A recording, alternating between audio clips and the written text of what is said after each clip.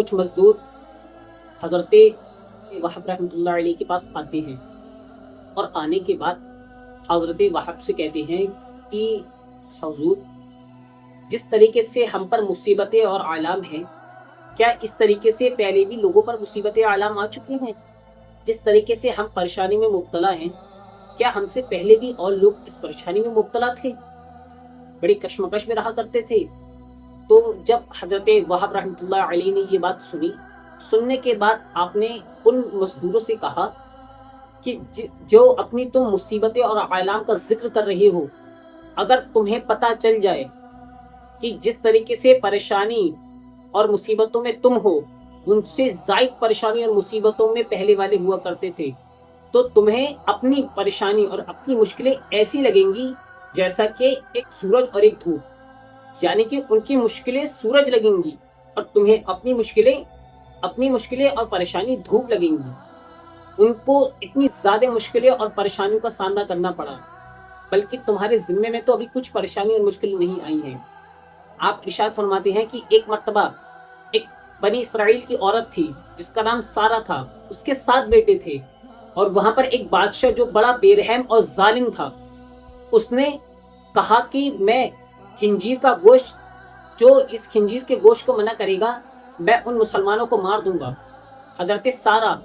جو کہ مسلمان خواتین تھی، اس کے 7 بیٹے بھی تھے، اس کو دربار میں بلایا گیا۔ بادشاہ نے کہا کہ اگر تو اس خنزیر کے گوشت کو اپنے بچوں کو کھلا دے گی تب میں تجھے اور تیرے بچوں کو بخش دوں گا، ورنہ میں ان سب کو موت کے گھاٹ اتار دوں گا۔ لیکن وہ جو خواتین تھی وہ اسلام کی اتنی پکی اور اتنی سچی مضبوط تھی کہ وہ اپنے دل میں کہہ رہی تھی کہ تو ایک بچے کیا، اگر میرے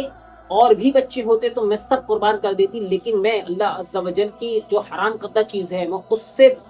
کوئی چیز بھی اپنے بچوں کو نہیں کھلاؤں گی کہ جو اللہ رب العزت نے حرام کر دی ہے ہمارے لیے۔ پھر بادشاہ نے اس کے سب سے بڑے بیٹے کو بلایا اور کہا کہ اگر تو یہ گوشت کھا لے گا خنزیر کا تو میں تجھے بخش دوں گا اور تیری ماں کو بھی، ورنہ میں تجھے موت کے گھاٹ اتار دوں گا۔ وہ نوجوان شخص کہنے لگا کہ اے بادشاہ، میں پناہ مانگتا ہوں اللہ سے، میں پناہ مانگتا ہوں، اور میں یہ ہرگز نہیں کھاؤں گا کیونکہ جو اللہ رب العزت نے ہمارے لیے حرام قرار کر دیا ہے، میں اس گوشت کو ہرگز نہیں کھاؤں گا۔ اس بادشاہ کو بڑا پیش آیا اور بڑا غصہ آیا۔ اس بادشاہ نے اس بڑے لڑکے کو، جلاد کو بلایا، اور جلاد کو بلانے کے بعد اس کے ہر ایک عضو کو کاٹا، اور کاٹنے کے بعد بڑی دردناک موت اسے دی۔ پھر اس کے بعد اس بادشاہ نے اس کے دوسرے لڑکے کو بلایا اس عورت کے ہی سامنے اور کہا کہ اگر تو یہ گوشت کھا لے گا تو میں تجھے بخش دوں گا، ورنہ میں تجھے بھی اسی طریقے سے موت کے گھاٹ اتار دوں گا۔ اب آپ دیکھیں کہ جو لوگ وہاں موجود ہیں وہ لوگ اپنے بھائیوں کی موت خود اپنی آنکھوں سے دیکھ رہے ہیں کہ اگر میں یہ کام نہیں کروں گا تو مجھے موت کے گھاٹ اتار دے گا یہ بادشاہ، لیکن ان لوگوں کا ایمان دیکھیں، ان لوگوں کو اللہ رب العزت سے محبت دیکھیں۔ وہ لوگ اسلام کے لیے اپنی زندگی قربان کر سکتے تھے لیکن حرام کردہ چیزوں کو نہیں کھایا انہوں نے۔ تو دوسرے والے شخص نے بھی یہی کہا، جو نوجوان شخص تھا اس نے کہا کہ تو مجھے موت کے گھاٹ اتار دے لیکن میں یہ اللہ کی حرام کردہ چیز کو نہیں کھاؤں گا۔ پھر اس بادشاہ نے بھی اس دوسرے والے لڑکے کو بڑی دردناک اور بڑی سخت عذاب دیا۔ اس بادشاہ نے اپنے دربار میں ایک کڑھائی منگائی اور اس کڑھائی میں کھولتا ہوا تیل ڈالا گیا، اس کو بہت گرم کرا گیا۔ جب اس بادشاہ نے اس کو بڑا کھلایا اور کھلانے کے بعد اس کے دوسرے والے لڑکے کو اس تیل میں ڈال دیا اور وہ بھی جام شہادت کا نوش فرما کر انتقال کر گیا۔ پھر اس بادشاہ نے اس کی باری باری کر کے 6 بچوں کو اسی طریقے سے شہید کر دیا۔ اب باری آتی ہے سب سے آخری اور سب سے چھوٹے بیٹے کی۔ اس بادشاہ نے اس عورت کو بلایا اور کہا کہ دیکھ، تو اپنے اس بیٹے کو سمجھا لے، الگ میں لے جا، کچھ وقت لے مجھ سے، تیرے 6 بیٹے میں نے موت کے گھاٹ اتار دیے ہیں، اور میں تجھ سے چاہتا ہوں کہ تیرا صرف بیٹا تھوڑا سا ہی گوشت کھا لے۔ جبکہ وہ بادشاہ پورا گوشت کھلانے پر آمادہ تھا، لیکن جب اس نے ان لوگوں کی ایمان کی طاقت کو دیکھا تو اس نے کہا کہ چل تو اپنے بیٹے کو صرف تھوڑا سا ہی ایک لقمہ گوشت کھلا دے، میں ایک لقمے میں ہی تیرا اور تجھے اور تیرے بیٹے کو معاف کر دوں گا۔ لیکن قربان جائے اس عورت کی ایمان کو اور اس بچے کی ایمان پر۔ اس عورت نے کہا ٹھیک ہے، مجھے کچھ تھوڑے وقت کی مہلت دے، اور میں جو ہوں اپنے بچے کو الگ میں سائڈ میں لے جا کر سمجھاتی ہوں۔ وہ عورت اپنے بچے کو لے جاتی ہے اور اپنے بچے سے کہتی ہے کہ میرے بیٹے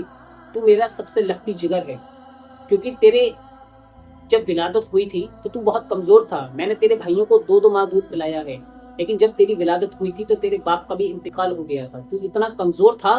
کہ میں نے تجھے 4 مہینے دودھ پلایا ہے، اسی لیے مجھ پر تیرا سب سے زیادہ حق ہے، اور میں تجھ سے یہ کہتی ہوں کہ چاہے کچھ بھی ہو جائے تو اللہ کی حرام کردہ چیز کو نہیں کھانا۔ وہ جو سب سے چھوٹا نوجوان تھا وہ کہنے لگا، ارے امی میں تو یہ تعجب میں ہوں، میں یہ سوچ رہا تھا کہیں آپ مجھ سے یہ نہ کہیں کہ میں اپنے بھائیوں کی موت کو دیکھ رہا ہوں، کہیں آپ مجھ سے یہ نہ کہیں کہ بیٹا تو ایک لقمہ گوشت کھا لے اور اس بادشاہ کی بات کو مان لے، بلکہ میں تو بہت خوش ہوں کہ آپ نے اس طریقے سے مجھ سے بات کو کہا کہ میں اس کے گوشت کو نہ کھاؤں۔ وہ کہتا ہے کہ امی میں وعدہ کرتا ہوں کہ میں اللہ رب العزت کے حکم کی پاسداری کروں گا اور کبھی بھی اللہ کے حرام کاموں کو نہیں کروں گا۔ وہ عورت اس شخص اپنے بچے کو لے کر آتی ہے دربار میں، وہ بادشاہ بہت خوش ہو جاتا ہے، وہ سوچتا ہے کہ لگتا ہے اس کی ماں نے اس کو سمجھا دیا، اب یہ گوشت کھا لے گا۔ اس بادشاہ نے حکم دیا اپنے وہاں کے وزیروں کو اور کہا کہ اس کے سامنے گوشت لایا جائے۔ اس شخص نے اس گوشت پر ہاتھ مارا اور کہا کہ میں پناہ مانگتا ہوں اللہ سے، اللہ کے حرام کردہ چیز ہم مسلمانوں پر حرام ہے اور میں یہ چیز نہیں کھاؤں گا، اس کے لیے چاہے تو مجھ سے کچھ بھی کر دیں۔ اور اس کو بڑا غصہ آیا بادشاہ کو، اس نے کہا کہ اچھا تو یہ نہیں کھائے گا، جس طریقے سے میں نے تیرے بھائیوں کو ہلکے ہلکے کر کے موت کے گھاٹ اتار دیا ہے، اب تو دیکھ میں تیرا بھی انجام کیا کرتا ہوں۔ اس بادشاہ نے اس کی ماں کے سامنے اتنی دردناک عذاب دیا اس کو کہ اس کے پوری کھال گردن کی اتار دی پہلے، پھر اس کے بعد اس کی جسم کی پوری کھال اتار دی، اور اس کے بعد اس کو بھی جام شہادت پلا دی، اور اس طریقے سے اس کو موت دی کہ جتنے بھی وہاں دربار میں لوگ تھے سب کی روح کانپنے لگی،